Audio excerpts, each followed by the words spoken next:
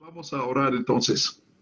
Señor, te damos gracias por tus bendiciones, gracias por tu palabra. Queremos hoy escuchar tu voz, queremos escuchar tu palabra para nosotros. Entonces nos ponemos en tus manos, vamos a estar tan atentos como podamos y pedimos la ayuda de tu Espíritu para que escuchemos lo que tú nos digas y que lo pongamos en acción en nuestra vida. Danos valor y disciplina para hacer eso. Y bendice a nuestros hermanos que nos van a acompañar o que no pueden acompañarnos esta noche, que ellos también te escuchen y que sus vidas reflejen tu palabra, tu llamamiento a nosotros y tu instrucción a nosotros. En el nombre de Cristo. Amén. Estábamos viendo hace 8 días el capítulo 24 de Hechos. Pablo pasa 2 años en Cesarea como prisionero allí. Y cuando, durante ese tiempo, Félix, el gobernador, viene con su esposa Drusila para escucharle a Pablo. Y Pablo les habla acerca de Jesucristo, pero él, Festo, más bien Félix, aunque escucha, aunque está inquietado, nunca comete a su persona, y finalmente pues él tiene que regresar a Roma y simplemente deja a Pablo en la prisión. Y llega en su lugar Félix, Festo. Confundo a los dos porque Félix y Festo, pero primero viene Félix. Festo parece ser alguien más ordenado en lo moral, en la ética de su vida, y concienzudo en cuanto a su trabajo. Pero cuando él llega, pues acá, ahí que está estos prisioneros. Y dice 25:1 que a los 3 días sobre él ha venido de Roma a Cesarea por barco. Esto sería un viaje probablemente de varias semanas. Bueno, no probablemente, mínimo unos, no sé exactamente, pero probablemente lo más rápido sería 4 o 5 semanas, y puede ser mucho más de eso. Y pues apenas llega a Cesarea y él entiende cuáles son los problemas y los retos de su trabajo. Entonces, de inmediato hace un viaje a Jerusalén para conocer a los líderes de los judíos. Los judíos ya tienen una historia de hacer problemas para los gobernantes romanos. Entonces los visita y ellos mencionan el caso de Pablo. Aunque han pasado 2 años, no han perdido su enemistad hacia Pablo, su deseo de destruir a Pablo. Entonces ellos piden que de que traiga a Pablo otra vez a Jerusalén para juzgarlo allí. Pero Festo dice, bueno, pues es que yo no voy a estar aquí tanto tiempo. Lo que conviene es que ustedes mandan a las personas que consideran correctos para que les escuche en Cesarea, y a la vez puedo escuchar a Pablo. Entonces, pues les invita, de hecho, a viajar con él cuando él sale de Jerusalén después de algunos días, y hacen así su acusación. Entonces, del 6 al 9 tenemos otra vez lo que vemos varias veces, un tema de hechos que podemos ver aquí es que Lucas quiere enfatizar que la religión de los cristianos no es una religión ilícita, que Roma nunca ha prohibido esta religión. Ahora, de hecho, Roma prohibía, tenía una lista de religiones permitidas y no, nadie tenía derecho a adherirse a una nueva religión, porque automáticamente una nueva religión no está entre las religiones permitidas. Pero los cristianos no sufrieron en los primeros años y realmente en el tiempo que cubre Hechos, que es básicamente los primeros 30 años de la iglesia. Se piensa que los 2 años, pues aquí tenemos 2 años en Cesarea, Pablo va a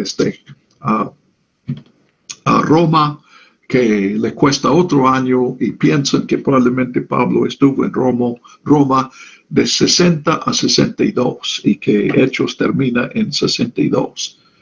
Ahora, después de eso, sí hubo persecución oficial de parte de Roma. Y en efecto, unos años después de 62, estalla una persecución, y la tradición es que Pedro, entre muchos cristianos, murió en Roma por esta persecución bajo Nerón. Serían los años 65-66. Pero Lucas quiere presentar la verdad de que los oficiales romanos, obviamente hasta aquí, no han considerado al cristianismo en Roma, los oficiales del César, pero en los lugares, comenzando en el capítulo 13, cuando Pablo va a Creta, a Chipre, en Chipre, Sergio Paulo, el oficial, el gobernador romano allí en Chipre, lo recibe y lo escucha. Vemos que en Corinto, Galión no acepta la queja de los judíos contra Pablo. Hemos visto que Festo, también Félix, mejor dicho, ha visto que no hay realmente ningún delito en Pablo, y cuando menos Lucas piensa eso, porque dice 25-27 que Félix dejó preso a Pablo queriéndose congraciar con los judíos. Entonces eso implica que no lo deja porque sea culpable, sino porque quiere el favor de los judíos. Entonces, pues vamos a ver lo mismo entonces en Festo. Vienen de Jerusalén, otra vez acusan a Pablo. Esta es la segunda vez que acusan a Pablo en Cesarea, y Festo se da cuenta luego que estas son cuestiones de su religión, de la interpretación de las escrituras de los judíos, y no hay ningún delito por el cual él debe proceder en contra de Pablo. Pero y Pablo expresa eso en el versículo 8. En nada he pecado ni contra la ley de los judíos, ni contra el pueblo, ni contra el César. Entonces Pablo declara su inocencia. Festo puede ver que es la verdad, pero otra vez 9 dice, queriendo congraciarse con los judíos, la misma frase que tenemos en el caso de Festo en el versículo 24-27. Entonces, él dice, ¿quieres subir a Jerusalén para ser juzgado allí delante de mí acerca de estas cosas? Y Pablo entiende el peligro de eso, pues él está en Cesarea precisamente porque hubo un complot en Jerusalén para asesinarlo mientras estaba en custodia de los judíos. Entonces, él dice en el versículo 10, ante el tribunal del César estoy, donde me corresponde ser juzgado. A los judíos no he hecho ninguna injusticia, como tú muy bien lo sabes. Si estoy haciendo alguna injusticia o si he hecho alguna cosa digna de muerte, no rehúso morir. Pero si no hay nada de cierto en las cosas de las que estos me acusan, nadie me puede entregar a ellos. Yo apelo al César. Ahora, apelar al César es un derecho que tenían los ciudadanos romanos. Acuérdense que ya vimos que no todos los que viven en el imperio romano son ciudadanos de Roma. Solamente ciertas personas, depende de dónde vive, dónde nace, si nace en Roma o ciertas otras ciudades, es ciudadano romano. Tarso no fue uno de estos lugares, entonces concluimos que el padre de Pablo ha de haber sido un ciudadano romano y no sabemos realmente por qué, pero él tenía este derecho. Sin embargo, noten que él dice en el versículo 10, ante el tribunal del César estoy. Entonces, no es necesario entender que al final del versículo 11, él está apelando ser enviado al César, como era su derecho. Ahora, de hecho, quienes juzgan en Roma nunca es César, pero él tiene sus cortes que son los que representan de forma directa a Roma, y cualquier ciudadano romano puede pedir ser juzgado allí. Entonces, dice 12, Festo, habiendo consultado con el consejo, o sea, no concede lo que Pablo pide de inmediato, y luego dice, supuestamente por lo que le han aconsejado, dice, al César has apelado, al César irás. Entonces, podemos ver estos versículos en dos maneras. Una es que Festo no quiere hacer una injusticia, pero entiende que no puede hacer justicia a Pablo y quedar bien con los líderes judíos. Y él ahora, durante unos años, va a estar gobernando en esta área, Judea y algunas áreas alrededor de eso. De hecho, él tenía probablemente más gentiles que judíos en su responsabilidad, su área de responsabilidad, pero nadie le da tantos problemas como los judíos. Entonces quiere quedar bien con sus líderes. Por eso invita a Pablo a aceptar ir a Jerusalén para un proceso. Y Pablo le dice con toda razón, yo estoy ante la persona que el César ha mandado para juzgar estos casos. Entonces no es correcto mandarme a otro lugar.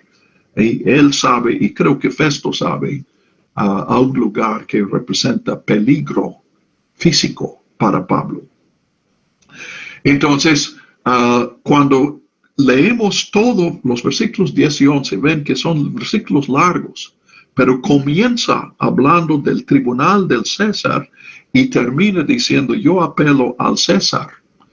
Yo creo que lo más natural es pensar que Pablo está diciendo,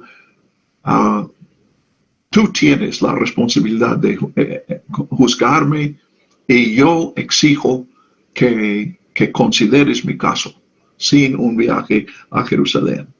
Pero ya que él usó las palabras al César, apelo, pues Festo en cierto sentido se hace el tonto y dice, bueno, tienes ese derecho, es lo que vamos a hacer.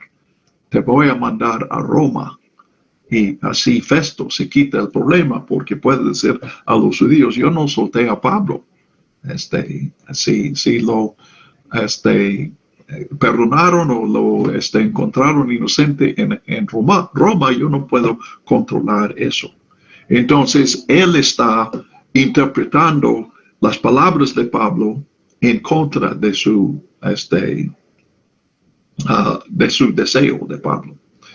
La otra posibilidad es que Pablo, aunque pone su protesta, él entiende que no va a haber un fin de eso. Él ya esperó 2 años mientras un gobernador romano no hiciera su responsabilidad de emitir un juicio, un veredicto acerca de Pablo. Y cuando ve que Festo va a hacer lo mismo, entonces Pablo piensa, pues esta es la única manera en que yo puedo llegar a Roma. Sabemos que esa era su intención después de la visita a Jerusalén que él hizo hace 2 años. Su plan fue viajar a Roma y leemos la carta a los romanos y descubrimos que él escribió esta carta preparando el camino para su visita a Roma. Y puede ser, si él sí está apelando al César, yo creo que podemos concluir que no es porque él espere un corte más favorable. Es que si él va a ser prisionero, esta es la única manera que puede predicar en Roma, que es lo que Dios le ha encargado. Entonces, como fuera eso, pues en realidad yo creo que Lucas nos quita algo del suspenso. Yo no creo que la idea de que Pablo sí está apelando a corte en Roma no es igualmente probable con la interpretación de que Pablo está apelando a Festo como el tribunal del César a tomar la responsabilidad y hacer la decisión. Yo creo que Lucas apoya la segunda que yo mencioné antes, fue la primera que presenté, porque vamos a ver que Festo ya tiene un problema, porque tiene la obligación de enviar a un hombre inocente para que sea juzgado en Roma. Y es su responsabilidad mandar con él los cargos de que está acusado. Y no hay, porque el hombre es inocente. Entonces hay un humor aquí negro de parte de Lucas, pero también hay humor no negro un poco antes de eso, porque en el 13 leemos que vienen Agripa y Berenice para saludar a Festo. Ahora, Agripa es de la familia Herodes. De hecho, su nombre es Herodes Agripa. Y él tiene una responsabilidad ante Roma. La verdad, sí, él tiene el título de rey, pero su reino no es, no es de los judíos, es más al oriente, creo que al norte, más o menos por Siria o Damasco allí. No estoy muy seguro dónde está el rey Agripa, pero podemos ver aquí lo que tiene que pasar, pues. Festo llega para comenzar sus actividades en Cesarea. En Cesarea tiene su palacio, pero tiene que visitar a Jerusalén para conocer a los líderes de los judíos. Y luego, pues también el vecino rey tiene que venir para conocer a Agripa, pues es una visita de cortesía. Entonces, dice el versículo 14, aquí viene el humor. Como pasaban ahí muchos días, Festo presentó al rey al caso de Pablo. Entonces nos da la impresión que desde el versículo 13, que aquí Festo es avisado que viene Agripa para visitarlo. Entonces, pues él tiene que planear, o sea, una visita así, no puede simplemente decirle, pues aquí estás, haz lo que quieras hacer. No, hay que entretenerlo. Entonces, piensa en un espectáculo, piensa en un banquete y tal vez haga planes para una visita de 3 días. Y al cuarto día, Agripa no actúa de acuerdo con el plan de Festo, porque el plan de Festo es que Agripa ya regresa a su casa y lo deje en paz, pero no lo hace. Entonces, pues Festo tiene que improvisar cómo puedo entretener al rey Agripa y a su mujer, Berenice. Berenice no fue esposa de Agripa porque era esposa de otro hombre, pero vivía como esposa con él. Y entonces, pues buscando algo para pues ya se acaban los temas de la conversación y aún entre estos dos líderes políticos. Entonces, se le ocurre a Festo que a lo mejor le interesaría a Agripa el tema del caso de Pablo. Entonces comienza a comenzarle. Este es un caso muy raro que tengo aquí y le da los detalles. Agripa, sabemos de otros fuentes que Agripa se interesaba en los asuntos de los judíos. Herodes, que era antepasado de Agripa, creo que no directo, creo que Agripa es como una especie de sobrino de Herodes, pero Herodes tomó el título de, este es el Herodes que reinaba cuando nació Jesús, era muy viejo, de hecho murió unos meses del nacimiento de Jesús.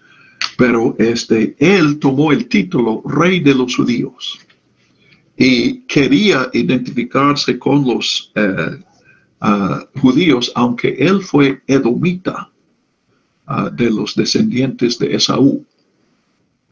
Entonces, pues Herodes Agripa también pues se interesaba en las cosas de los judíos. En cierta manera quería identificarse con los judíos.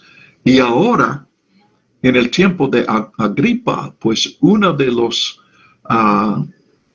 eventos más importantes entre los judíos es esta cuestión de que muchos judíos están diciendo que han llegado su Mesías, su Cristo, y que es Jesús. Entonces, Herodes conoce algo de la historia de Jesús, de la existencia de la iglesia. Probablemente ha escuchado de Pablo, un judío que anda proclamando a Jesús a gentiles.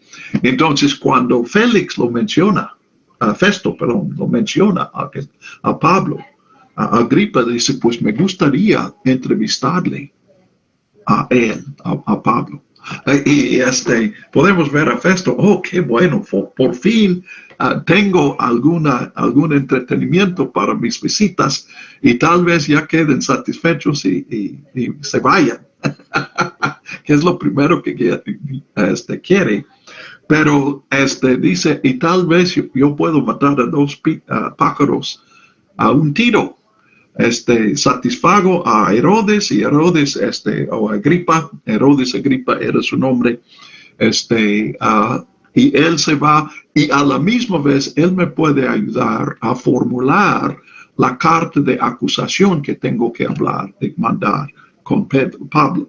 Entonces, noten que él dice aquí, 14 al 21, cuando Festo está presentando el caso, él dice que el problema es que Pablo es inocente. Pablo ha apelado al César. Ahora, queda la pregunta si eso fue la intención de Pablo o la interpretación de Festo. Pero sí, él tiene, según él, la responsabilidad de mandar a Pablo a Roma y no tiene una acusación. Entonces, obvio aquí, y este es parte del humor negro que tenemos, porque aquí es obvio, la solución es obvia. Si no puede acusar a Pablo porque Pablo es inocente, bueno, entonces la responsabilidad del juez es ponerlo en libertad. Pero no quiere hacer eso. Pueden ver aquí cómo Lucas está haciendo un paralelo entre Jesús y Pablo. Jesús también, Pilato se dio cuenta que Jesús era inocente, pero los judíos insistían y Pilato finalmente mandó a Jesús a ser crucificado. Entonces los judíos quieren lo mismo de Pablo y Festo no está dispuesto a hacer justicia en contra de su voluntad. Entonces, pues es en el 23 donde Agripa, después de esta explicación, dice, quisiera oír al hombre. Y de inmediato Agripa dice, mañana lo oirás. Le oirás. Y dice, y seguramente quieres descansar para hablar con Pablo, entonces ya puedes retirarte y descansar el resto del día, pensando, y yo puedo hacer mis otras quehaceres. Entonces, al día siguiente, pues resulta que, noten que dice, vienen Agripa y Berenice 23 con mucha pompa. Entonces, eso se convierte en un evento en Cesarea. Y toda la crema y nata de la ciudad, los importantes, quieren estar en esta entrevista. Es un show, es como un teatro para ellos. La confrontación entre predicador,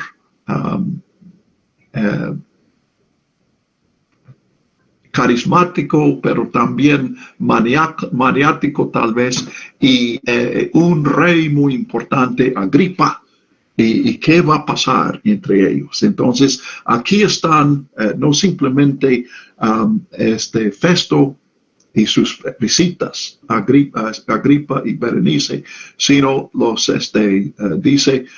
los tribunos, los principales de la ciudad, y finalmente fue traído Pablo.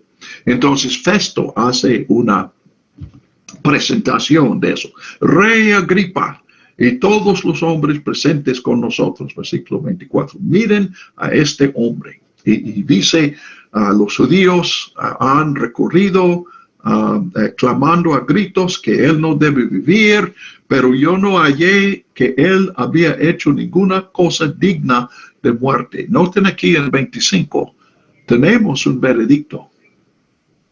No es oficial, pero Festo dice en público que Pablo es inocente.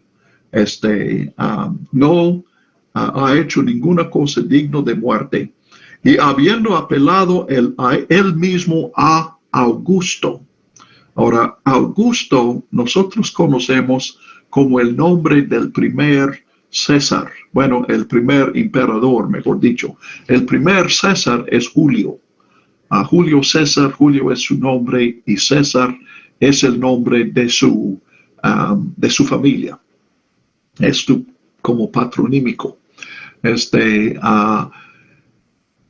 Pero él adoptó a Octavio, un joven que se llama Octavio, y Octavio tomó el nombre Augusto. Y ya que es adoptado por Julio, él se llamaba Augusto César. Entonces, pues Augusto murió en el año 14 después de Cristo. Entonces, el César o el emperador en este momento ya es pues han pasado 3 o 4. En este momento es Nerón, pero a cualquier César, pues le dicen César a todos, y aquí también le pueden llamar Augusto, porque Augusto quiere decir majestuoso, digno de honor o de respeto. Entonces, pues eso también no es necesario, no es originalmente un nombre. Entonces, pues no tengo, versículo 26, no tengo nada de cierto que escribir a mi Señor acerca de él. Creo que eso también Lucas lo dice con humor y con poco de ironía, porque sí hay algo de cierto que tiene Festo para escribir, y eso es que Pablo es inocente, pero no puede escribir una carta y dice, él es inocente, pero no quería ponerlo en libertad para no quedar mal con los que quieren su muerte. No tienes que poner algo que explica la razón que puedan pensar en Roma que sí hace falta juzgarlo, que Festo no está enviándole a Roma simplemente para quitarse un problema. Entonces, él anuncia, versículo 26, el propósito de esta audiencia es que yo pueda formular acusaciones contra Pablo y pido la ayuda de ustedes y especialmente de Agripa. 27, porque me parece una cosa no razonable enviar un preso sin indicar también las acusaciones contra él. Y con estas notas, Lucas está enfatizando lo injusto de este procedimiento, porque es cierto, lo que Festo está haciendo no es una cosa razonable. Lo razonable, lo recto, sería declarar que Jesús es lo que es, inocente, y protegerlo de los que quieren matarlo.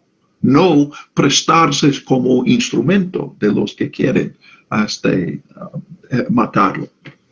Entonces, pues Agripa, pues podemos ver aquí la pompa, todos saben lo que está pasando aquí, pero Agripa tiene que decirlo. Él es importante y tiene derecho de hablar, aunque no está informando a nadie de nada.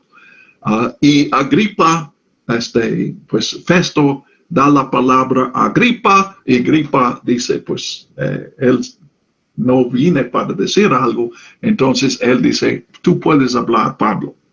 Entonces Pablo comienza su defensa, versículo 26, 1. Entonces Pablo extendió la mano como 4 o 5 veces. En Hechos leemos de eso. Creo que mencioné eso hace 8 días, que Lucas menciona que alguien comenzó un discurso con un gesto de la mano, movimiento de la mano. Aprovecho para dar la bienvenida a Ramsés, a Teresa. Me da mucho gusto que nos están acompañando. Ahora, entonces, pues vamos a considerar unos detalles aquí, pero también observen cómo Pablo aprovecha esta oportunidad. Aquí Pablo tiene la oportunidad de defenderse de eso. De hecho, es lo que está pasando. Festo ha dicho con claridad, no va a haber ningún veredicto hoy. Pero Pablo está frente al juez Festo por acusación contra Pablo. Entonces, esta es la oportunidad que se le da a Pablo para presentar su defensa. Y en lugar de defender a sí mismo, él, vamos a ver que brevemente en un versículo sí declara su inocencia. Pero la gran mayoría de lo que él está hablando es lo que Cristo ha hecho en su vida y lo que Cristo puede ser para los que le están escuchando. Entonces, Pablo convierte este proceso legal en un discurso evangelístico. Y aquí pues vemos un paralelo con Esteban en el capítulo 7. Porque aquí querían matar a Esteban y se le dio la oportunidad de dar una defensa y Esteban simplemente aprovechó para presentar la verdad de Jesús, la verdad acerca de Dios, y le costó la vida. Lo mataron por lo que dijo de Jesús, porque consideraban ofensivo eso. Y Pablo hace lo mismo. Ahora, Pablo va a vivir 3 años más, pero como preso. Y yo creo que Lucas, aunque no lo dice, nos hace, pues él supone que sus lectores saben que Pablo fue condenado a muerte por el gobierno de Roma. Entonces, cuando tiene oportunidad de defenderse, lo que hace es presentar y predicar a Cristo. Y hemos visto en todo Hechos que estas cosas son ejemplos para nosotros. Que nuestro llamado ya no es defender nuestras vidas, es presentar a Cristo. Y lo que hemos mencionado, todo el que sigue a Cristo muere por Cristo. Y cuando tengamos oportunidad de extender nuestra vida, pues debemos usar la oportunidad para dar testimonio a Jesús. Porque lo que pasa con nosotros no es lo más importante. Pablo murió. Vamos a ver que hay diferencias, distintas interpretaciones del momento en que Pablo murió. Pero si Pablo murió en el año 62 o en el año 65, es poca, pues es nada la diferencia hoy. Pero que Pablo predicó a Cristo mientras vivía, pues es precisamente por eso que nosotros lo conocemos y por eso que estamos considerando su vida en Hechos. Entonces, lo mismo para nosotros. Extender la vida unos meses o años más vale muy poco.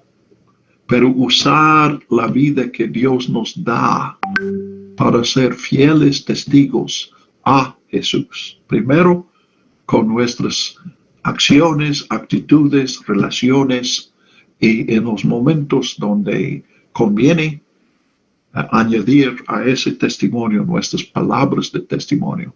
Esta es la importancia eterna.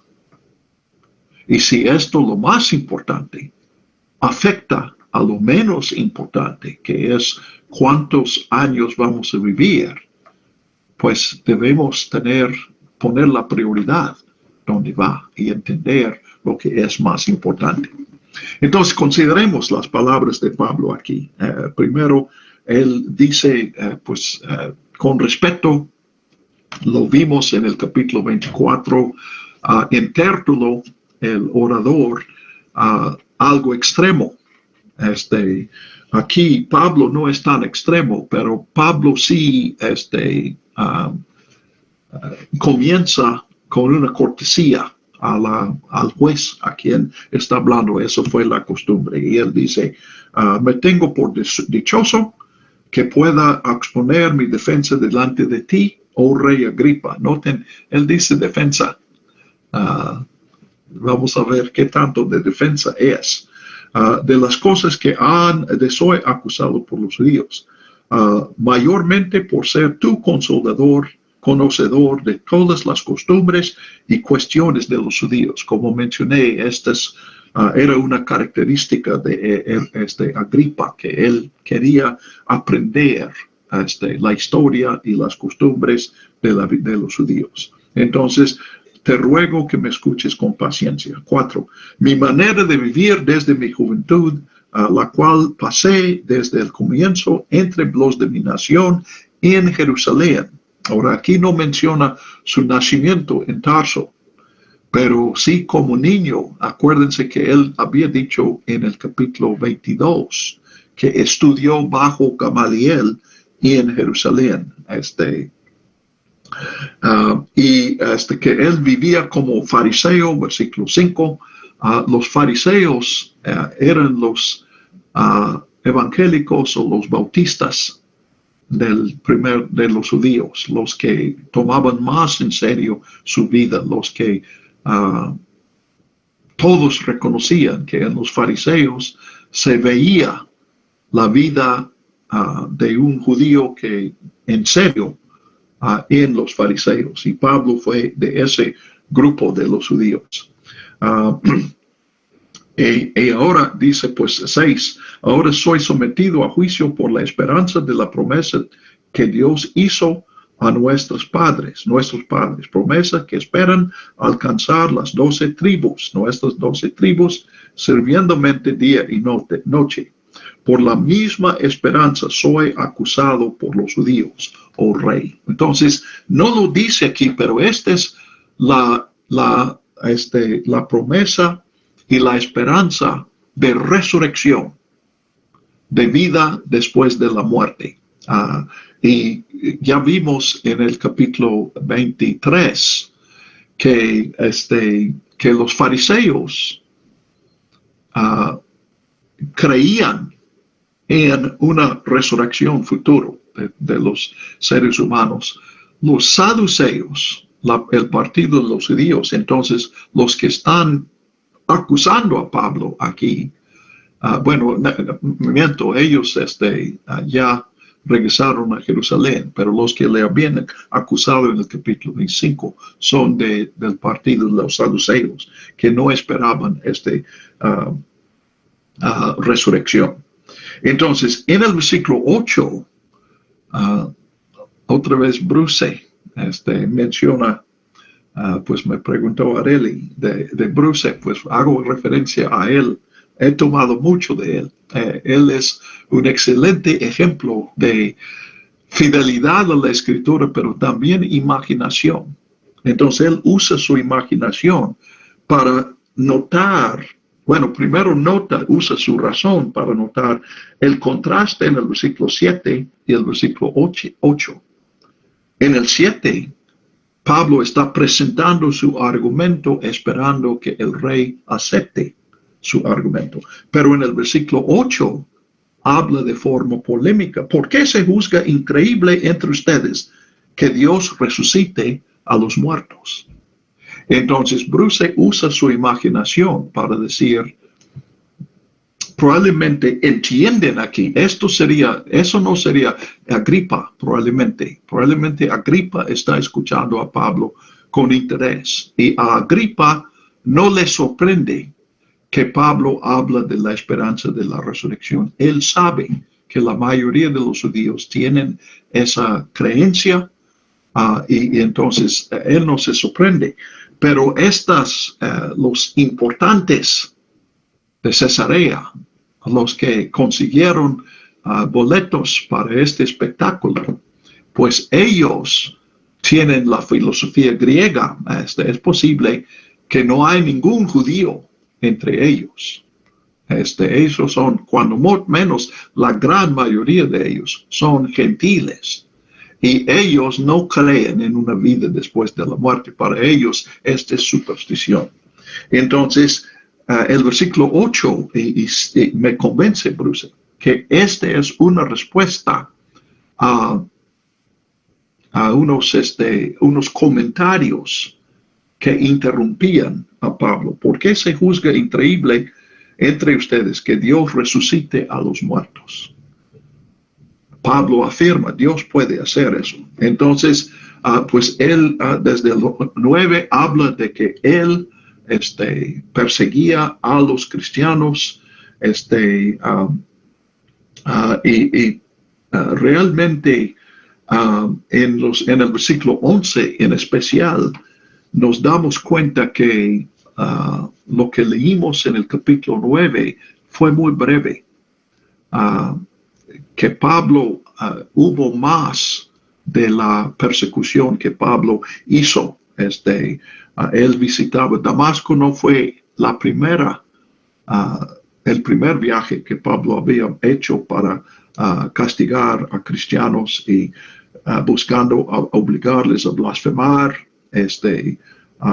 y dice al final del 11, los perseguía hasta en las ciudades extranjeras. Entonces, primero en Judea y pues en Damasco es fuera del territorio de los judíos. Y dice, en esto estaba ocupado, versículo 12, en el camino a mediodía, versículo 13, vi desde el cielo una luz y habiendo caído todos nosotros a la tierra, versículo 14, oí una voz que me decía, Saulo, Saulo, ¿por qué me persigues? Dura cosa te es dar coces contra el aguijón. Entonces dije, ¿quién eres, Señor? Y él dijo, yo soy Jesús, a quien tú persigues. Levántate, ponte de pies, porque te he aparecido para esto, para constituirte en ministro y testigo de las cosas que has visto de mí y de aquellas en que apareceré a ti. Yo te libraré, versículo 17, del pueblo y de los gentiles, a los cuales ahora yo te envío. Ahora aquí quiero hacer un comentario en el versículo 17. Noten que dice el pueblo y los gentiles. Entonces, en la traducción podemos entender que el pueblo es en contraste con los gentiles, entonces son los judíos.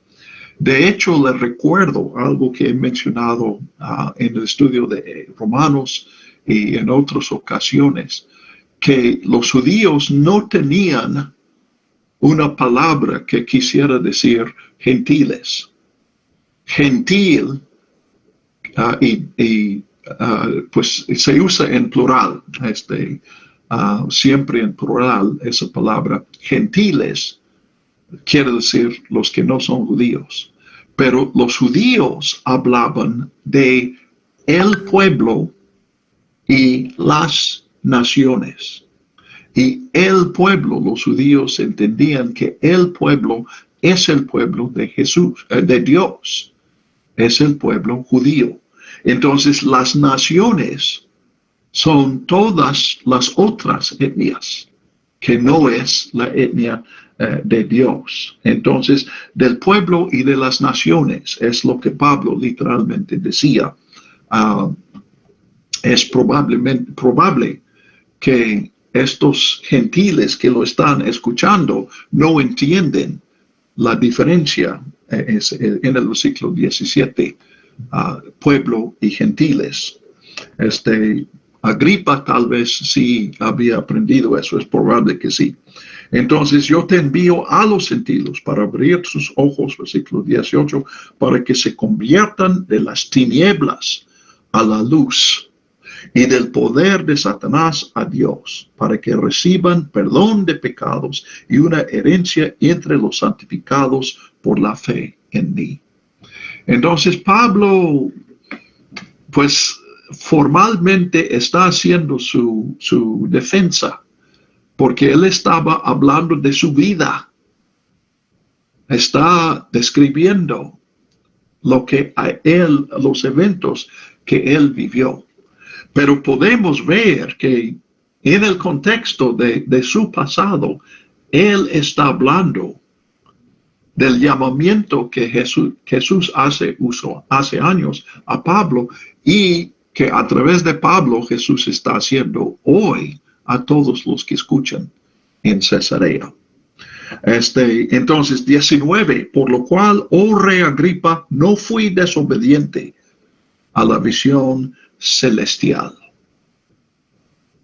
Ahora, ¿qué quiere decir no fui desobediente? Pablo está diciendo que estaba neutral.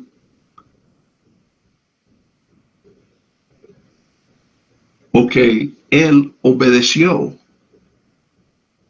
a la visión celestial. Elizabeth. Que él obedeció. Exacto. ¿Y te acuerdas cómo llamamos eso? Cuando Pablo quiere decir, fui obediente, pero él lo expresa en la forma, no fui desobediente.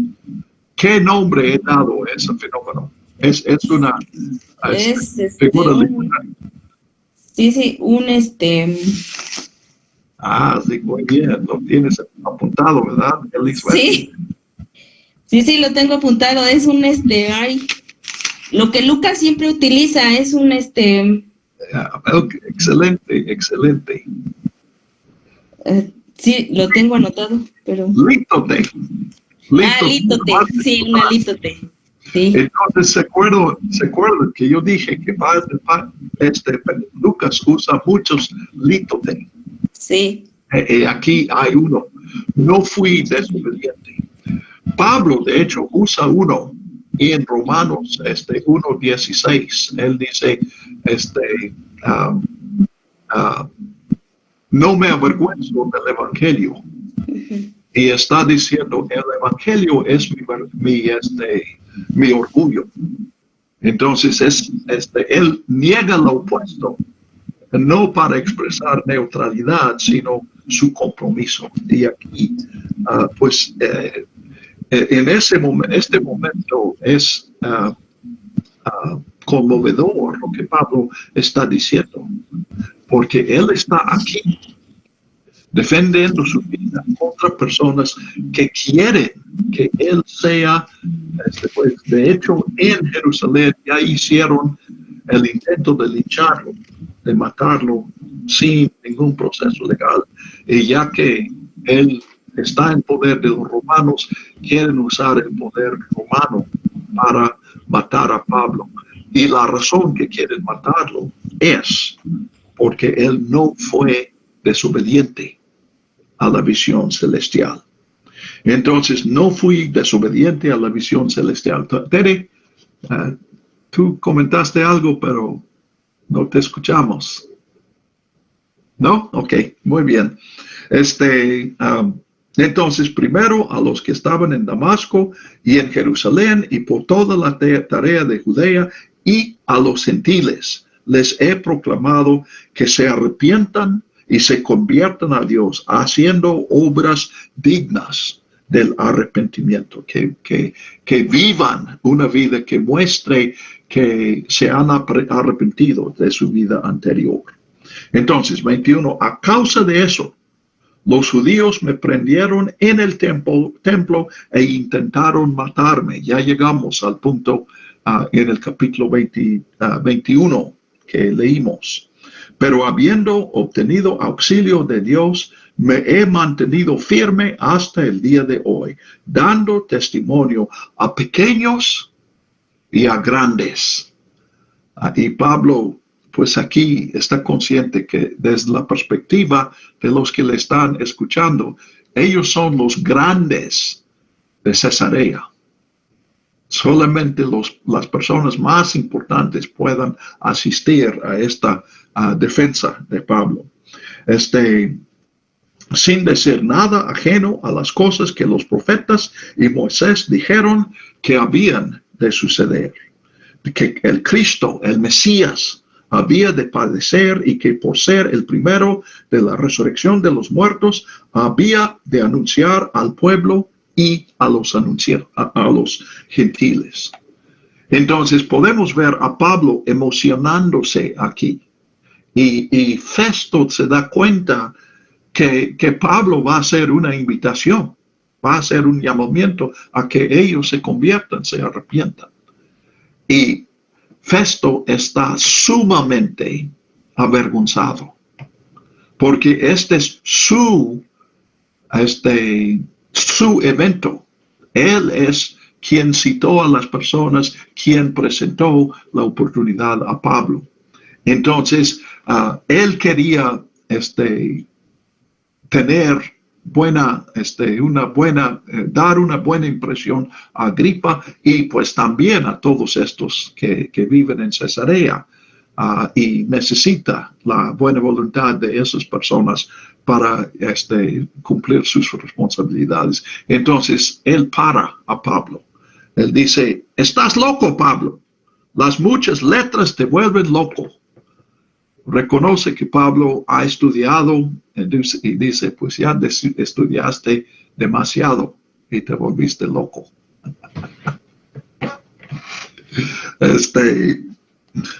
Nuestras mamás no consideran que ya hayamos, no piensan que estamos en peligro de hacernos locos.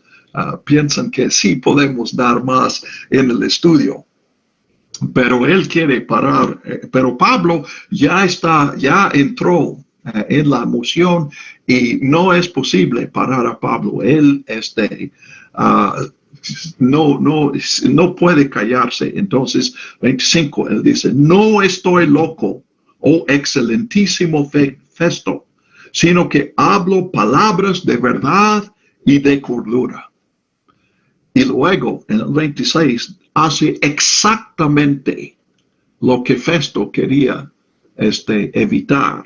Apela a Agripa, pues el rey, delante de quien también hablo confiadamente, entiende de estas cosas, porque estoy convencido de que nada de esto le es oculto, porque esto no ha ocurrido en algún rincón.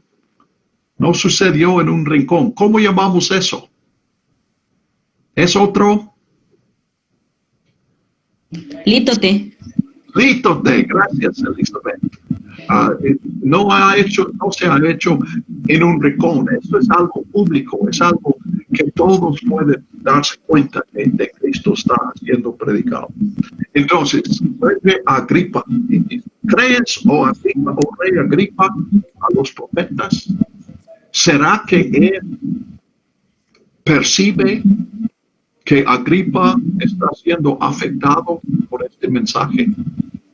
Que Agripa está sintiendo que él necesita arrepentimiento, pero definitivamente es una falta de cortesía. Obviamente no vas a un rey para decirle sus cosas y apelar a él a reconocer sus errores. Entonces, pero Pablo, como digo, Pablo, pues le ha agarrado el Espíritu. Yo no sé si es el Espíritu Santo o la personalidad de Pablo, pero frente a toda esta gente, él dice, ¿crees, oh rey Agripa, a los profetas? O sea, no está preguntando, ¿crees lo que yo estoy diciendo? Él dice, Agripa, tú has leído a los profetas, ¿crees su mensaje? Obviamente va a decir, ellos están hablando de Jesús. Y aquí seguramente hay otra pausa en 27. Pablo espera que Agripa conteste, pero Agripa no dice nada. Entonces, después de que cuando ve que no va a decir nada, Pablo dice, yo sé que crees. Otra vez, siento que él está viendo algo en la cara de Agripa, que él puede ver que este mensaje le está llegando. Entonces, Agripa dice, por poco me persuades a ser cristiano. Ahora, mi versión pone eso con marcas de exclamación, pero la mayoría piensan que esta es una pregunta. Pablo, ¿tú piensas que con unas pocas palabras, en un poco de tiempo, en unos minutos, puedes persuadirme a ser cristiano? Y Pablo contesta, y noten aquí que Pablo no lo toma en el sentido que se ha dado, hay muchos sermones que hablan de eso por poco, que Agripa está cerca, pero no acepta a Cristo, no toma el último paso. Pero noten que Pablo no lo entiende así. Y de hecho, los que estudian y tratan de entender, leen en el original griego, piensan que él está haciendo un comentario irónico. Ay, Pablo, tú sí te crees un gran predicador, tú crees que con unos minutos y unas palabras puedes persuadirme a ser cristiano.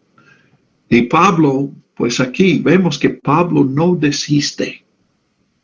Como que Pablo sabe que esta es su última predicación en Cesarea, en Palestina.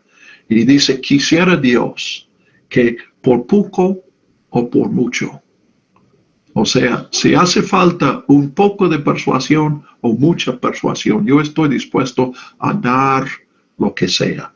Quisiera Dios que por poco o por mucho, no solamente tú, sino también todos los que hoy me escuchan, fueran hechos como yo. Y aquí también, creo que eso también tomé de Bruce, pero ya es mío, que Pablo está diciendo a Agripa, y dice, no solamente tú, sino que todos estos que me están escuchando, que todos fueran hechos como yo, que todos crean. Pero lo expresa en el sentido, pues que todo este es su testimonio. Entonces, cuando pregunta si Agripa cree, le está invitando a tomar la decisión que Pablo ha tomado. Entonces, que todos fueran hechos como yo, o sea, creyentes y seguidores de Jesucristo. Pero cuando mueve sus manos diciendo todos estos que están aquí escuchándome, pues hace ruido la cadena que está en su mano. Y al escuchar, Pablo muestra que no se ha alocado, porque él con una sonrisa dice, bueno, con excepción de estas cadenas. No quiero que sean prisioneros como yo, pero sí seguidores de Cristo como yo. Entonces, 30, se levantaron el rey, el procurador, que es Festo, Berenice, y los que se habían sentado con ellos. Entonces, da la impresión que Pablo los ha corrido. Nadie quiere venir a Pablo y decir, dime más, yo quiero seguir a Cristo. Pero el mensaje ha sido fuerte. Entonces se levantan y se fueron con prisa. Este versículo 30 da la impresión de prisa. Y notamos el cambio. ¿Hay conversiones? Pues no sabemos. ¿Será que alguien aquel día escuchó a Pablo y días después o años después llegó a la conclusión que Pablo tenía razón y aceptó a Cristo? Es bien posible. Pero lo que se ve en ese día es que todos estos habían venido para un circo, para observar a un bicho raro, este bicho raro Pablo, y escuchar. A lo mejor él haga uno de sus famosos sermones. Pero cuando Pablo da su sermón, en lugar de burlarse de él como esperaban hacer, todos están afectados. Entonces, sus únicas opciones son rendirse a Jesús o huir del lugar. Entonces hay una gran huida. Y después de retirarse aparte, hablaban unos con otros diciendo, este hombre no hace ninguna cosa digna de muerte ni de prisión. Entonces, irónico aquí, lo que quería Festo era tener una acusación para mandar a Roma con Pablo. Pero lo que logró es que ahora hay muchos en Cesarea y personas importantes que ven lo que Festo ya había visto, que este hombre es inocente. Entonces, desde la perspectiva de Festo, esto ha sido una gran derrota. Y Agripa, pues, habla por todos cuando dice, este hombre podría ser puesto en libertad si no hubiera apelado al César. Entonces, Agripa no le ayuda a Festo a formular su carta. Pero también aquí, como vimos al principio, bueno, vimos en el capítulo 25, el principio del episodio, que Festo lo que dice es absurdo. Él está diciendo, este hombre ha apelado a Roma y por lo tanto yo tengo la obligación de mandarle a Roma y tengo la obligación de mandar también las acusaciones contra él. Pero no tengo ninguna acusación. Pues tiene ese problema porque no hace justicia. Porque lo que haces con un inocente, un juez justo, que es lo que en parte quería Festo, no es formular acusaciones sobre un inocente, sino ponerlo en libertad. Y aquí Agripa confirma eso en 26:32. Este hombre podría ser puesto en libertad si no hubiera apelado al César. Pues no. Él podría ser puesto en libertad si Festo hiciera la justicia que es su responsabilidad hacer. E inclusive, pues Agripa se pone bajo culpa, porque en lugar de decirle, Festo, tienes que soltarlo, es un inocente, él dice, pues simpatizo contigo, yo entiendo, yo haría lo mismo, yo lo mandaría a Roma porque yo tampoco quiero tener problemas con los judíos, pero el hombre es inocente. Entonces, ellos están aplicando mal la ley, porque un inocente no tiene derecho de apelar a Roma. La apelación a Roma es solamente cuando te encuentran culpable. Imagínense en México que acusan a una persona, no sé, de un robo, de un crimen. Y el juez da su veredicto y dice, este hombre es inocente. Y el acusado dice, no acepto el veredicto, yo apelo. Pues no tienes derecho de apelar si te declararon inocente. Pero aquí, Lucas está expresando que ellos están aplicando mal la ley. Y en efecto, Pablo sí tiene que apelar a Roma, porque nunca lo van a poner en libertad en Palestina. Otra vez, yo no sé, yo sí estoy convencido que en algún momento Pablo se dio cuenta,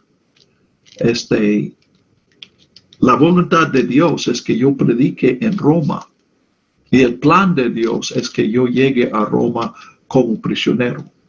Ahora, como digo, creo que es muy posible que Pablo se dio cuenta de eso después de lo que vemos en el 25:12, cuando Festo dice, al César has apelado, al César irás. Pero si es antes y Pablo está apelando al César porque ha concluido que Festo nunca va a hacer justicia, o si fue después de eso, definitivamente es el plan de Dios. Y una elocuente lección para nosotros. Aparentemente, atento a la vida de Pablo en Jerusalén y luego en Cesarea, los dos gobernadores que se dan cuenta de la inocencia de Pablo, pero no lo pondrán en libertad, parece ser un tremendo estorbo para el plan de Dios para Pablo. Es otra barrera al Evangelio. Pero en la providencia de Dios, estas mismas circunstancias, la inocencia de Pablo, pero la injusticia que se hace a Pablo, lo lleva hasta Roma, donde él sí va a predicar durante 3 años. Vamos a ver al final. Y vuelvo a mencionar el paralelo con Jesús. Pablo, al final de Hechos, hace un viaje a Jerusalén. Jesús, en el Evangelio de Lucas, hace un viaje a Jerusalén, comenzando a finales de Lucas 9 y llegando a Jerusalén en Lucas 19. Y los dos mueren por su decisión de ir a Jerusalén. Aunque en el caso de Pablo, Pablo no murió en Jerusalén. Pero después de este arresto que leemos en el capítulo 21, Pablo no está en libertad ni un día más en todo el libro de Hechos. Es un prisionero hasta el final del libro. Pero se cumple el plan de Dios.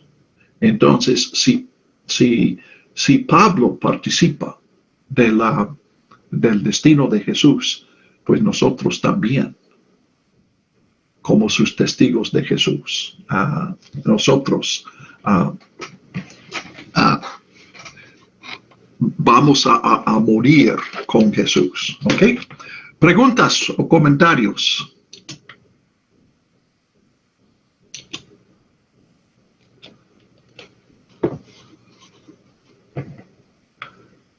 Yo, pastor. Sí. Gracias. Me surge la duda de por qué Lucas busca retratar estas similitudes de Pablo con Jesús, que busca en Hechos al hacer estas similitudes entre ellos dos. Y la otra, nada más para como que aclarar esa duda, si es que en estos 2 años que leímos sobre que está preso Pablo, es que escribe algunas de sus cartas que seguimos leyendo en el Nuevo Testamento. Ok, excelente. De hecho, gracias por tu pregunta. Me voy con la finta y se me olvida cosas que iba a decir. Uno de los paralelos es que en Lucas, y solamente en el Evangelio de Lucas, Jesús es declarado inocente 3 veces. Pilato escucha a Jesús y declara que es inocente, luego lo envía a Agripa. Herodes Agripa, es el mismo nombre, no es la misma persona, pero tiene el mismo nombre y título, Herodes Agripa. Agripa lo encuentra inocente y lo vuelve a mandar a Pilato con este informe, que no encontró culpa en él.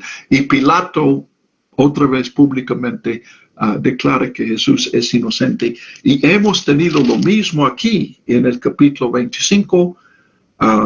Festo dice a Agripa que Jesús es inocente.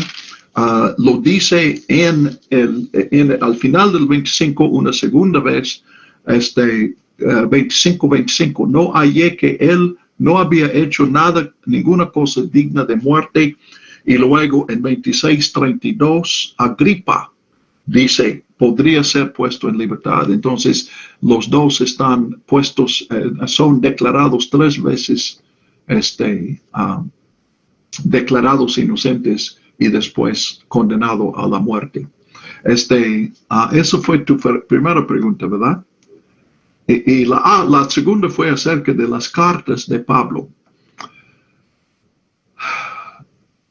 Las cartas, pues hay 4 palabras de cartas de Pablo que fueron escritos en prisión, que son Efesios, Filipenses, Colosenses y Filemón.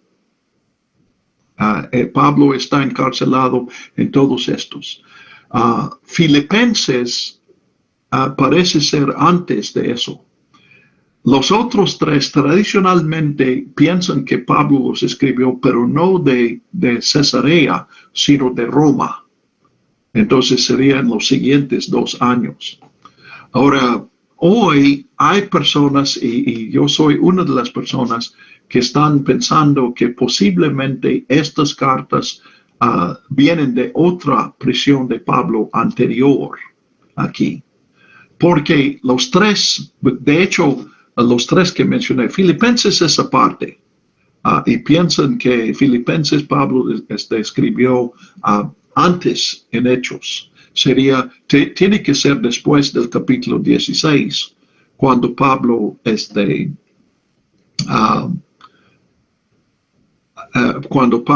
visita a Filipenses y establece la iglesia. Otra vez, tradicionalmente los estudiosos del Nuevo Testamento han pensado que Filipenses fue escrito al principio o temprano en los 2 años que Pablo está en Roma, que leeremos en Hechos 28, y las otras 3 cartas al final de este tiempo. Y en parte piensan eso porque en Filipenses Pablo espera estar puesto en libertad, pero en las otras 3 cartas no menciona eso. Pero hay otra cosa que asocia a estas 3 cartas: Efesios, Colosenses y Filemón. Fueron escritos por Pablo y mandado por los mismos 2, por Tíquico y Onésimo. Y vemos que en Efesios y en bueno, creo que es en Efesios que Pablo dice: Onésimo les informará de cómo va. En Colosenses dice dice Tíquico y Onésimo. Y en Filemón dice que Onésimo lleva la carta. Pero de hecho no piensan, uno que otro postula que hay alguna carta o algunas cartas que Pablo escribió en Cesarea. Pero la mayoría de los estudiosos piensan que no. Algunos que ya había escrito esas cartas, otros que las escribió desde Roma. ¿Ok? Excelente. ¿Otra pregunta? Bueno, no,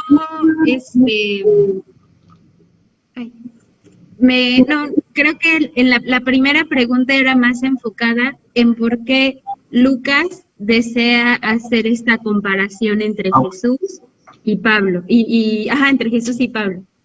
Ok, sí, ¿por qué eso? Pues añadí una evidencia que entonces realmente queda bastante claro que él sí hace este paralelo. Y creo que hay 2 razones. Una es que es una manera elocuente de expresar lo que Jesús dijo, que encontramos en los evangelios. Si alguno quiere seguirme, que tome su cruz y venga después de mí.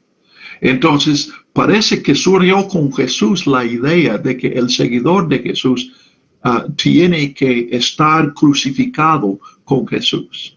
Entonces, Lucas está poniendo a Pablo como un ejemplo de esta verdad. La segunda es que Pablo es un héroe para Lucas. Entonces, cuando Lucas hace una comparación entre Jesús y Pablo, no está simplemente haciendo un paralelo que vamos a encontrar en nuestras vidas. En la idea de Lucas, nadie ha seguido a Jesús como Pablo siguió a Jesús. Y vamos a ver más adelante que Lucas lo considera su héroe. ¿Ok? ¿Está bien? Siempre agradezco las aclaraciones también, porque estoy consciente que a veces no contesto tu pregunta. Muy bien. Entonces, el 27. Noten aquí algo que ya vimos en Lucas, en Hechos, versículo 27:1. Cuando se determinó que habíamos de navegar a Italia. Ahora, ven aquí, desde el capítulo 21, Lucas no ha mencionado a sí mismo. Es Pablo que es apresado. Es Pablo que quedó ya 2 años en custodia.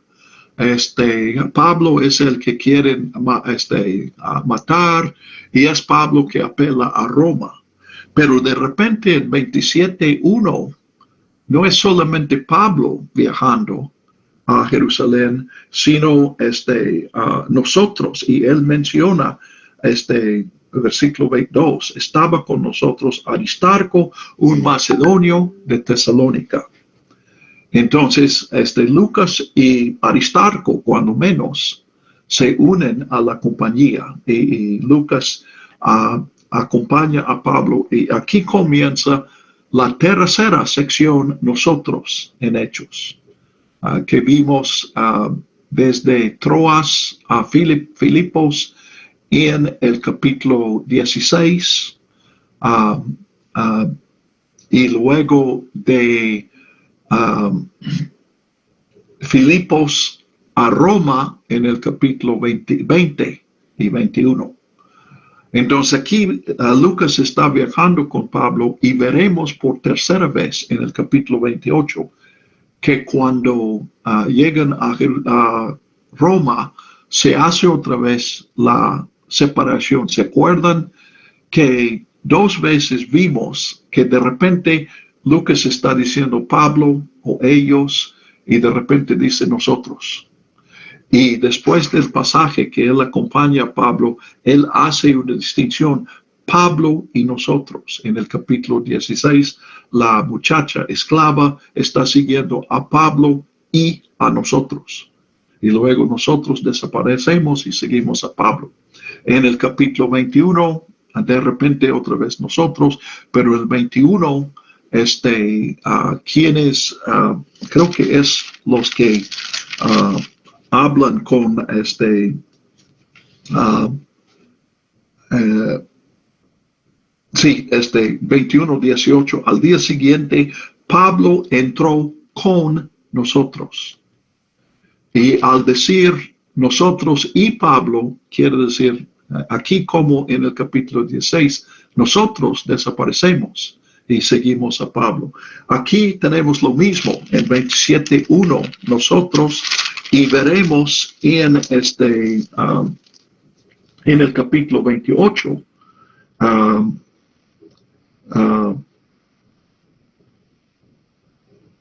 ok, es un poco distinto en el 28, pero el versículo 15 dice, al huir de nosotros, los hermanos vinieron, o sea, los hermanos, los cristianos en Roma salen para recibir a este grupo, Pablo y Aristarco y Lucas, hasta Plaza de Apio y 3 tabernas. Pablo al verlos dio gracias a Dios y cobró ánimo. Cuando llegamos a Roma, a Pablo le fue permitido vivir aparte. Entonces, aquí no es Pablo y nosotros, pero sí es nosotros, en el 15, nosotros y Pablo. Y otra vez nosotros desaparecemos y en el resto del capítulo, el resto de Hechos, seguimos a Pablo. Entonces, Lucas, en una forma, pues, medio encubierto, nos indica las porciones donde él acompañaba a Pablo. Y aquí comenzamos el tercero de estos. ¿Okay? Entonces, pues entregaron a Pablo y otros puestos a un centurión llamado Julio de la compañía Augusta.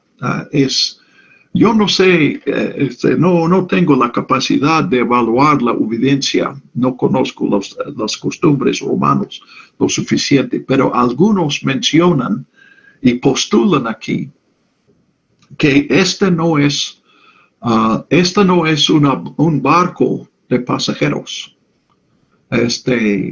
Y aquí pues es un viaje oficial. Estos serían barcos de carga, pero como oficial romano, Julio, el centurión Julio, tiene derecho de obligarles al barco de llevarlos consigo. Entonces postulan que Lucas y Aristarco no tienen derecho, o sea, Pablo no puede llevar consigo unos amigos para acompañarle.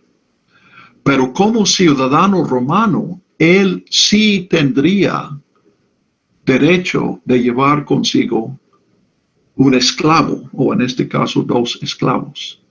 Entonces se postula que Lucas y Aristarco, para acompañar a Pablo, se declararon legalmente esclavos de Pablo. Bien posible, no contribuye mucho a la interpretación de Hechos pero sí habla algo de la lealtad entre hermanos aquí. Entonces, embarcamos en una nave adramiteña que salía para los puertos de Asia y zarpamos. Aquí menciona a Aristarco, como mencioné. Entonces, aquí vamos a estar viendo este viaje. Ustedes pueden ver el mapa.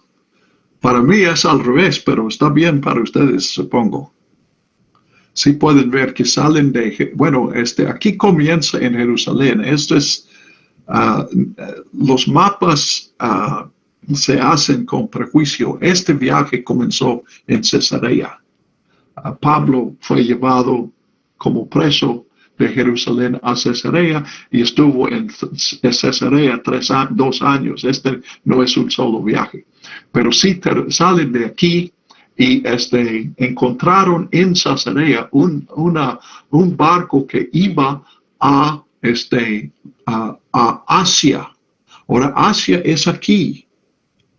Les recuerdo, Asia no es lo que nosotros llamamos Asia Menor, ni es el continente, es el área alrededor de Éfeso.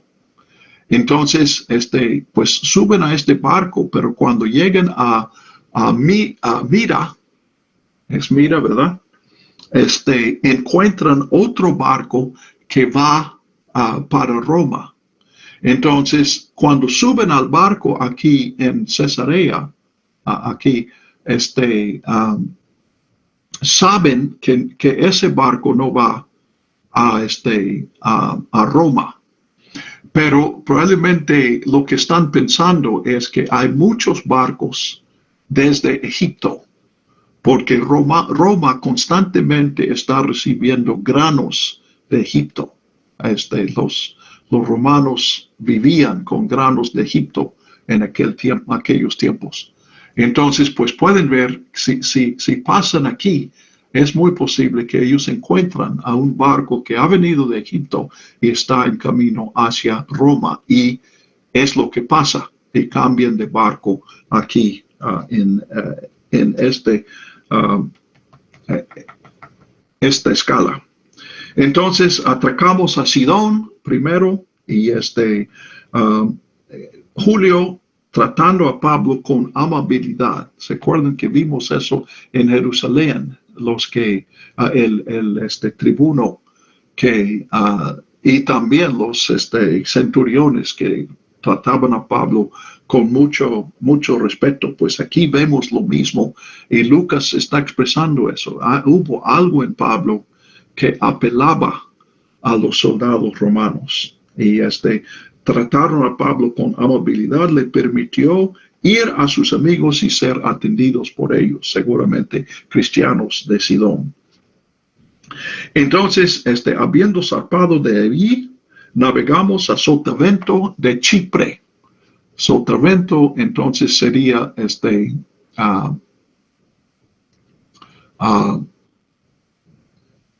perdón. Me hago bolas, es que estoy viendo al revés el mapa, pero aquí está Chipre. Entonces, pasan aquí. Sotavento es que el viento, Chipre les da cierta protección del viento. Y los vientos nos eran contrarios. Entonces, contrarios quiere decir literalmente que el viento los está empujando hacia oriente y ellos necesitan ir hacia occidente.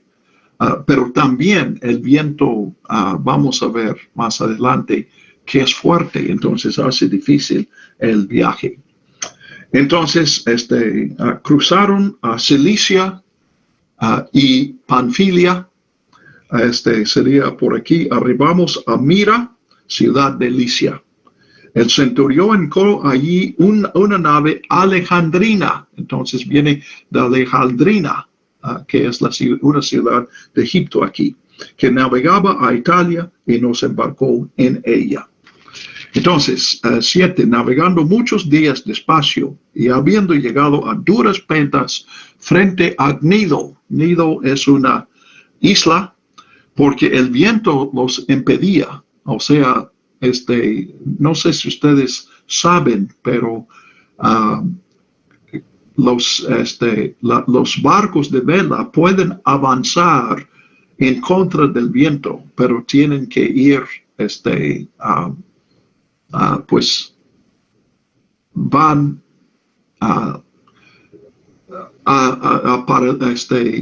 no contra el viento, sino perpendicular, y avanzan un poco y luego tienen que regresar, y así de un lado por otro van poco a poco avanzando. Entonces el viaje se ha atrasado mucho. Eso va a ser muy importante más adelante.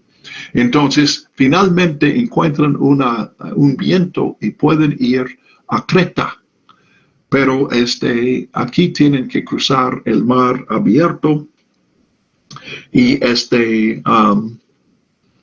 ya ha pasado mucho tiempo. Versículo 9. Pues llegan a Buenos Puertos, que está aquí, y costeando por Creta con dificultad llegamos a Buenos Puertos, cerca de la cual está la ciudad de Lasea, que no está en el mapa. Entonces, puesto que había transcurrido mucho tiempo y se hacía peligrosa la navegación,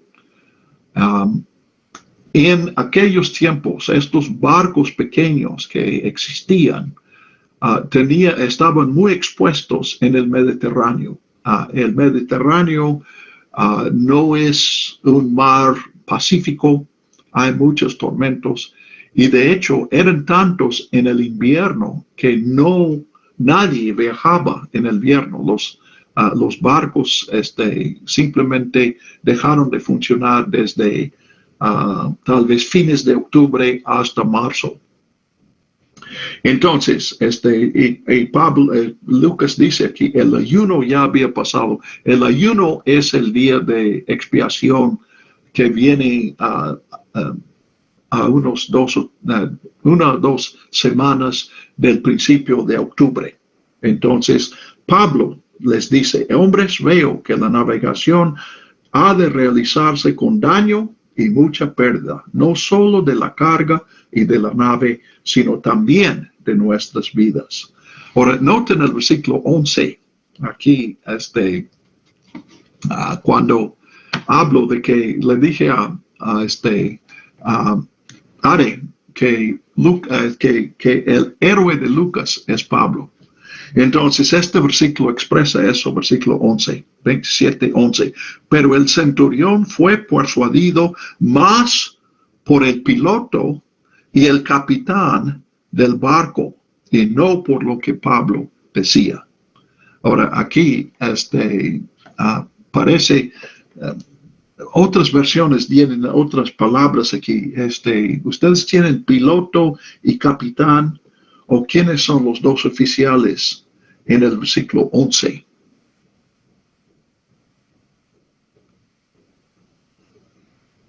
En el mío dice el patrón de la nave.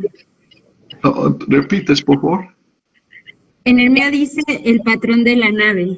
Sí, el patrón y el piloto, o patrón y capitán. Piloto. Ok, no. Piloto y patrón, sí. Yo pensaba así. Entonces, uno es el que está a cargo y el otro es el dueño. Y Lucas aquí expresa su sorpresa. Imagínate que tú estás en un barco y hay el dueño del barco y hay el capitán del barco y hay un evangelista. Y el evangelista dice: mira, ese va a ser un viaje de mucho peligro, mejor nos quedemos aquí. Y el capitán dice: no, podemos hacerlo. ¿En quién vas a poner tu confianza? O sea, Lucas revela su prejuicio aquí, porque él está admirado de que el centurión escuche a los expertos y no escuche a Pablo. Porque para Lucas, pues si Pablo dice, pues es la verdad. Y pues resulta que Pablo sí tenía razón en este caso. Entonces, ahora noten otra vez, lo que dice aquí es que el puerto era incómodo para pasar el invierno. Entonces, la mayoría acordó zarpar de allí y lo que quieren es arribar a Fenice, un puerto de Creta que mira hacia suroeste y noroeste para invitar allí. Entonces, lo que está diciendo aquí, miren el mapa, están en buenos puertos y quieren avanzar unos kilómetros hasta aquí. ¿Están viendo mi flechita o no? ¿Se ve una flechita en el mapa o no? Están viendo el mapa, ¿verdad? Sí, nada más el mapa, la flechita no se ve. Ok. Bueno, pero pueden ver la extensión de Creta. Entonces, ellos no piensan cruzar el Mediterráneo. Quieren avanzar en Creta solamente unos kilómetros. Y el viento viene del norte. Entonces, pues si zarpan, temen porque es un viento fuerte que les va a empujar hacia África. Pueden ver África allí. Entonces, pero cambia el viento y viene del sur. Entonces, si el viento es del sur, pueden zarpar, avanzar 10 kilómetros y llegan a este lugar que no aparece en el mapa, que se llama Fenice, pero está en Creta. Pero miren lo que pasa. Ustedes pueden ver en el mapa que cuando salen y están todavía, pueden ver a Creta hacia a su derecho del barco, pero el viento otra vez cambia y se hace muy fuerte. Entonces ya es imposible que regresen a Creta. Nadie estaba esperando llegar a Roma en aquel año. Solamente querían avanzar un poco porque según ellos era un lugar mejor, probablemente mejores acomodaciones para pasar los meses del invierno. Pero miren el viaje que hicieron y terminaron. La próxima vez que vieron tierra fue en Malta. Todo esto, cuando ellos se acuerdan de Gilligan, a lo mejor ustedes son demasiado jóvenes para conocer a Gilligan, pero en Gilligan era un grupo que salió para una excursión de 3 o 4 horas. Y vino una tormenta y pasaron meses en una isla, naufragados allí. Entonces, pues es lo que pasa aquí. Y Lucas nos dice 13, como sopló una brisa del sur, les pareció que ya habían logrado lo que deseaban, o sea, llegar a Fenice. Izaron velas y iban costeando a Creta muy de cerca. Pero no mucho después dio contra la nave un viento huracanado que se llama Euracleón. Euracleón es el nombre que daban a que pues le dieron nombre porque era tan fuerte en el Mediterráneo. Euracleón es un viento que viene muy fuerte desde noreste. Entonces pueden ver que les empuja hacia sur-oeste. Como la nave era arrebatada y no podían poner proa al viento, nos abandonamos a él y éramos llevados a la deriva. Navegamos a sotavento de una pequeña isla que se llama Cauda. En este mapa no aparece Cauda, pero está un poco más al occidente de Creta aquí, pero nada más vieron eso, no podían acercarse por el viento que les empujaba hacia occidente. Y después de subirlo navegamos a Sotavento de Cauda y apenas pudimos retener el esquife. El esquife es un barco pequeño que tienen en la barca para comunicarse con la tierra. Puede usarse para pescar o para hacer arreglos en las afueras del barco. Entonces, cuando vino el Heraclión, el esquife no estaba a bordo y el viento fue demasiado fuerte para subirla. Pero cuando pasan por esa isla, pasan al sur, entonces Cauda les da un poco de protección y pueden levantar el esquife. Y después de subirlo a bordo, se valían de refuerzos para ceñir la nave. Pero luego tienen temor de encallar en la Sirte y por lo tanto bajaron velas y se dejaban llevar así. Entonces, necesito déjenme mostrarles otro mapa.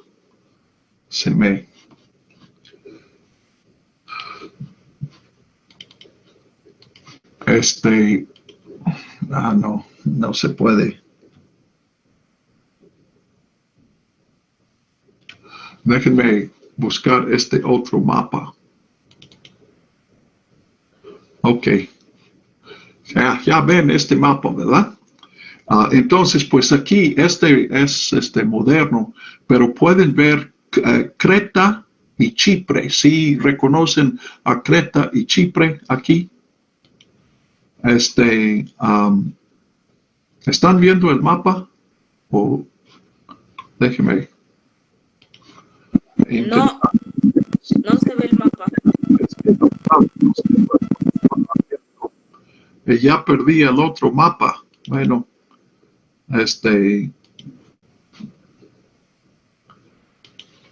muy bien. En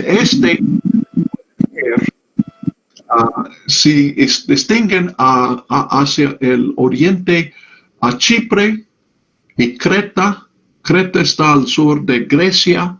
Y si avanzan a Italia, la bota, si ustedes pueden identificar la bota allí, la Sirte. Bueno, ustedes pueden ver aquí que África sube de Sicilia, la isla al sur de Italia. Si vas directamente hacia oriente, no sales del Mediterráneo, sino que topas con África. Entonces, esta parte de África, donde la costa de África va hacia el norte, acercándose a Europa, la Sirte es la zona del agua junto a esta parte de África. Y era un lugar de rocas, pero las rocas no se ven, las rocas están debajo del agua. Pero si un barco quiere cruzar la Sirte, topa con rocas debajo del agua y se destruye el barco, se hunde. Entonces, es su temor, que van a callar en eso y va a desaparecer la barca. Ahora, vamos a ver unos detalles, pero ya que estamos viendo el mapa, déjenme buscar el otro mapa. Yo no sé, estoy teniendo problemas aquí. Según yo, tenía abiertas ambos mapas. Ok. Entonces,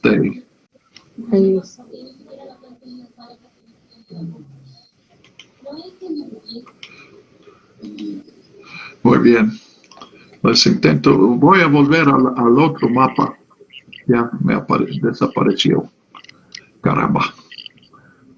Bueno, estoy teniendo, necesito que ustedes vean eso, entonces voy a intentar otra vez, disculpen.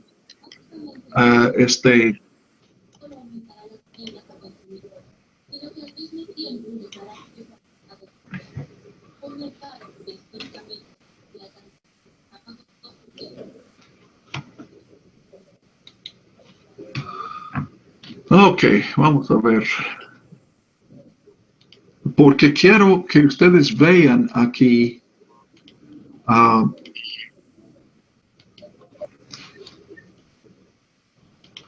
Ahora, en el mapa pueden ver que al salir de Creta y de Buenas Puertas, lo que van, ellos salen de ahí y no saben dónde están, porque no pueden ver las estrellas.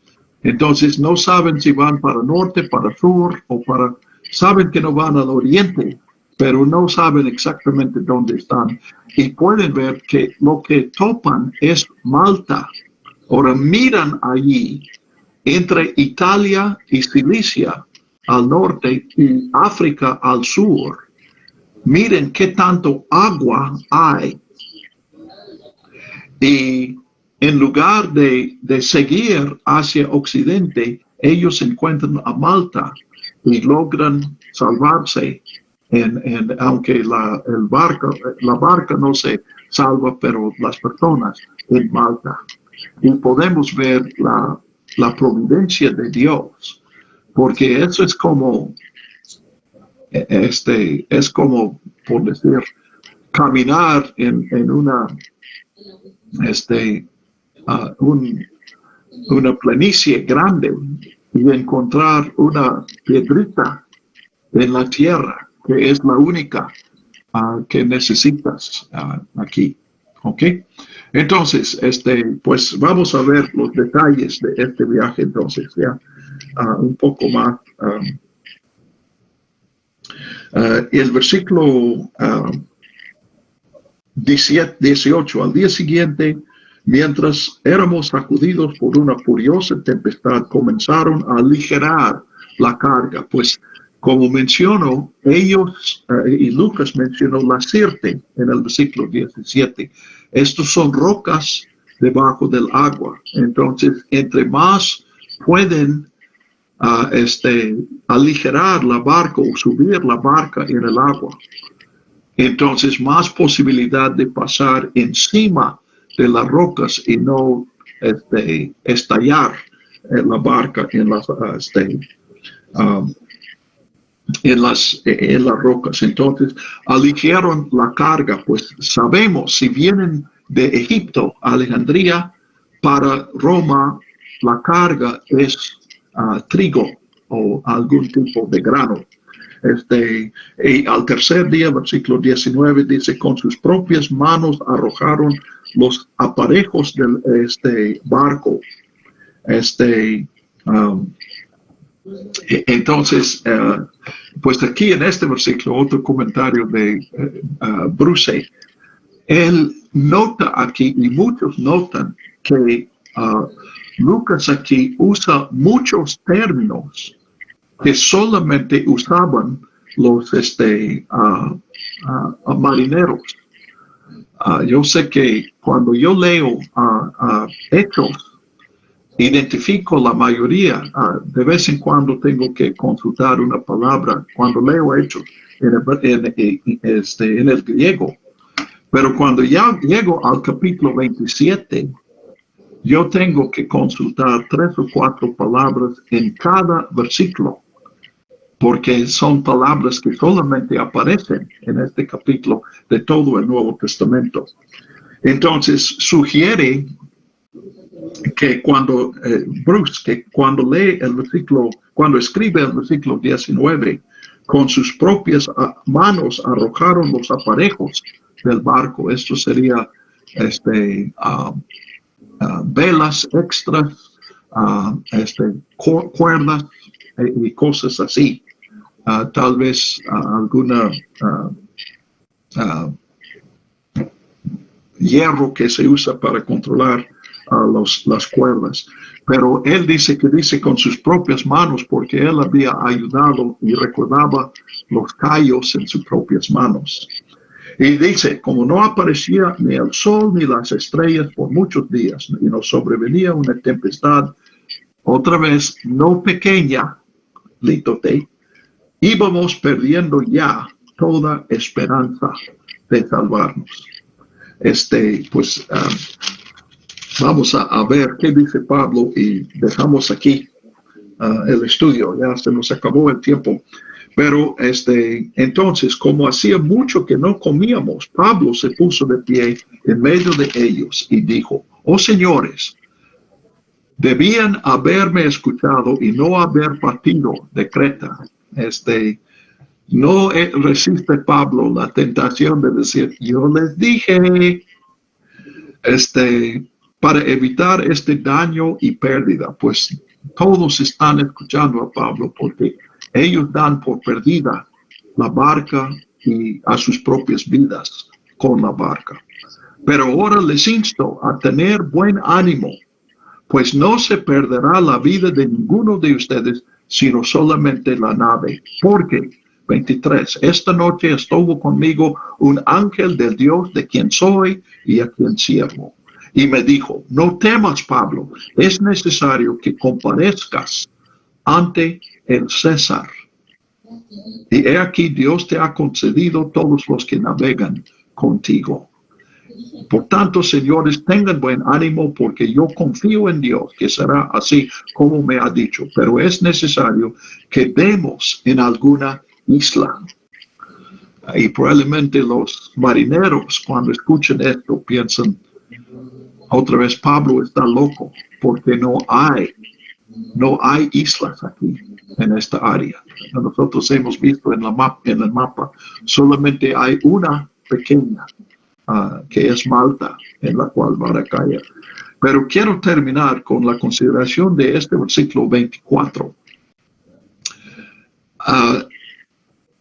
Noten que Dios manda un mensaje a Pablo y el mensaje no es: te amo y no voy a permitir que pierdas la vida.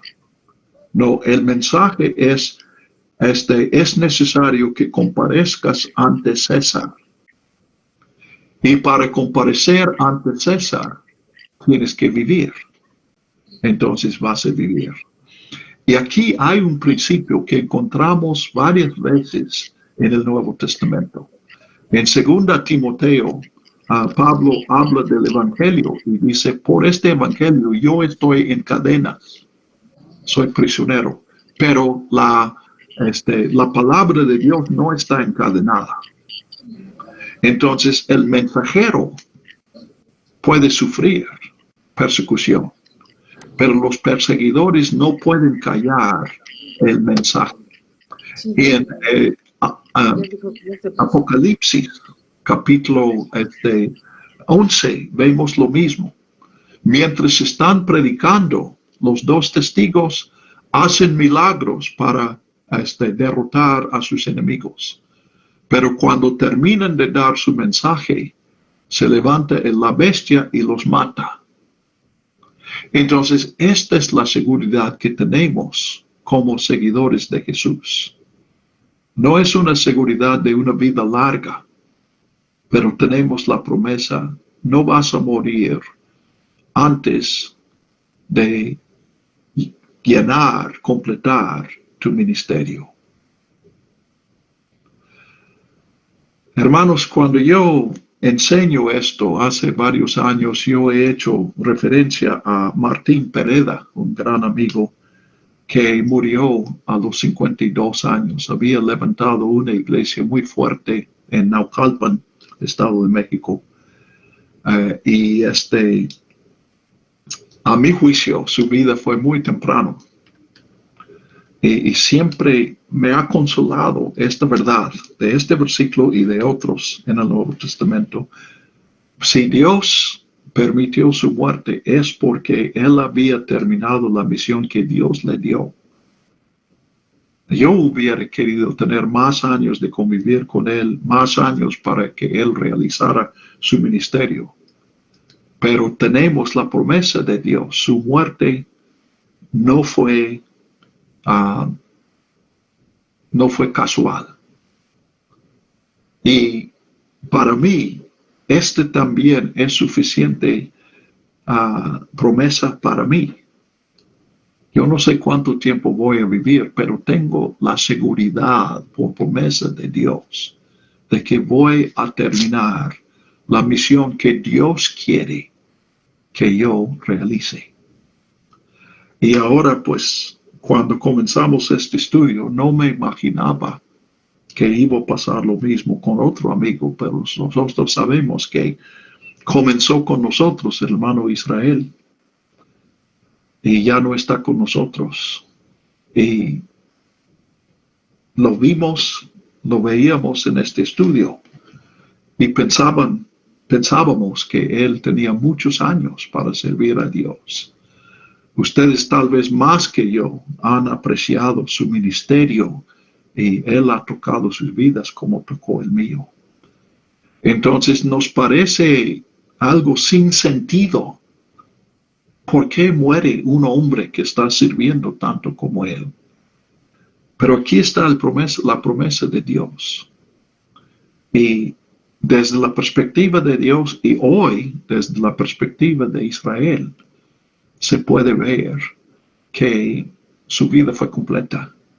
Él logró lo que Dios quería que lograra. ¿Y qué más podemos querer? Entonces, esta seguridad se aplica a ti y me aplica a mí. Pues gracias a Dios por eso. Muy bien,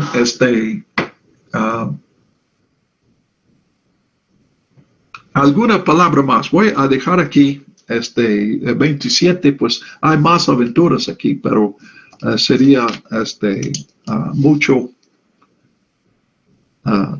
si llegáramos al final del capítulo.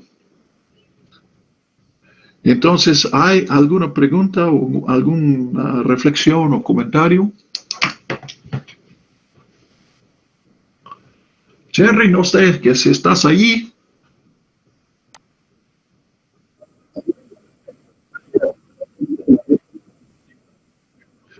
Excelente. Saludos a todos allí. Gerardo, Coti, saludos a todos.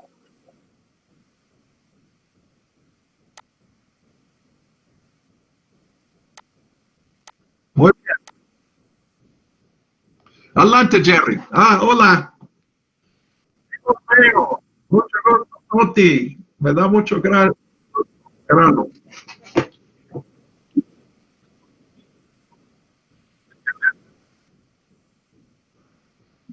Y claro, vamos a orar. Oremos, hermanos. Señor, gracias por la bendición de un día más poder estudiar tu palabra, recordar tu fidelidad, Señor, y saber que tú eres bueno, Señor. Gracias porque mediante la vida de Pablo podemos ver la misión que tienes para nosotros, Señor, la necesidad de predicar de tu evangelio y el poder confortarnos y estar seguros, Señor, de que tú bendecirás, Señor, y podemos confiar en tu palabra, mi bendito Dios. Gracias por la vida del hermano Garrett, por lo que nos ha compartido hoy. Gracias, Señor, por hechos, por lo que podemos aprender de este libro, y te ruego que nos permitas meditar en ello y la próxima semana, Señor, poder seguir aprendiendo de ti. Gracias por todo esto. Te lo pedimos en el bendito nombre de Cristo Jesús. Amén. Amén. Muchas gracias, hermanos. Los amo. Dios los bendiga. Adiós.